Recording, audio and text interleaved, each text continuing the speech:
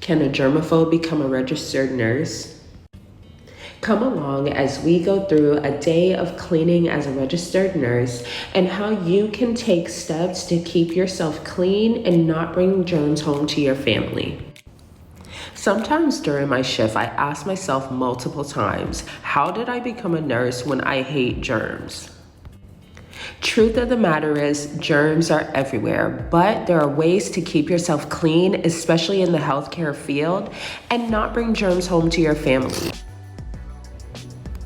So let's talk about some of the ways that I stay clean during my 12-hour shift as a registered nurse so that I feel comfortable and not germy.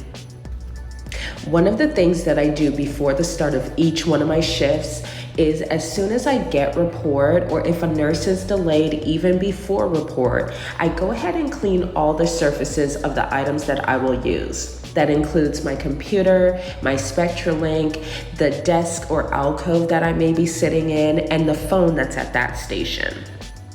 This immediately gives me peace of mind because you never know what surfaces other people have touched with dirty hands. When I am cleaning these surfaces, I do make sure to wear gloves. Make sure you are allowing the surfaces to have their allotted wet time. For this purple sanitizer that I am using, if I'm not mistaken, the wet time is about 3 minutes. So I make sure I go ahead and sanitize everything and then try to occupy my time to allow it time to dry. Now, let's be real. In the healthcare setting, sometimes you start out your shift with emergent things going on. So at times, I do have to delay my cleaning because I may have to do something emergently for my patient. But once that's done, I still make sure I wipe down my surfaces. If the previous shift did not take out the trash that's around me, I go ahead and remove that as well. I hate full trash cans. If you do have isolation patients, if you don't have computers in the patient's room, then you would be required to wipe down your computer and all supplies that were brought into the room each time you come out. Keep in mind, if you do have a C. diff patient, you would have to use bleach wipes in order to sanitize your supplies. With the bleach wipes, the wet time is 5 minutes, so make sure you prepare for that. So now, as you can see, I can comfortably use my phone to discuss a plan of care with my patient's family member.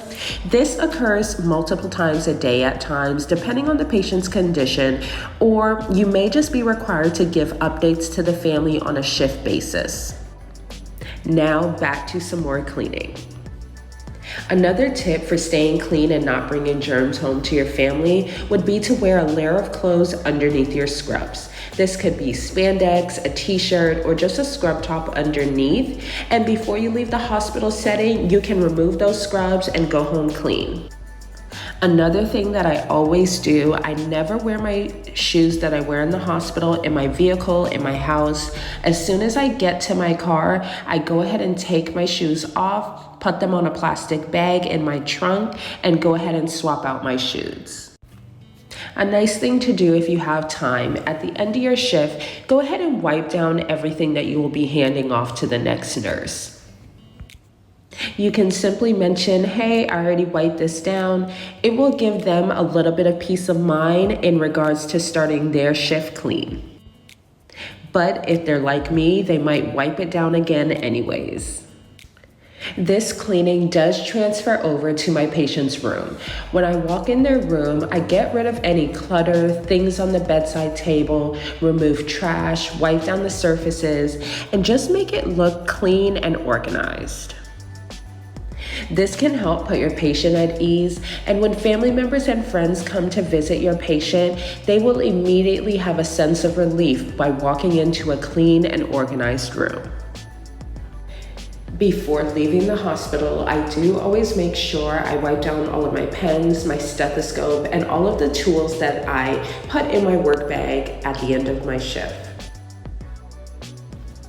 So it is possible to be a germaphobe and work in the healthcare field. There are just steps and sometimes extra steps that you need to take in order to feel comfortable and feel like you're in a clean environment. What are some ways that you stay clean throughout your 12-hour shift?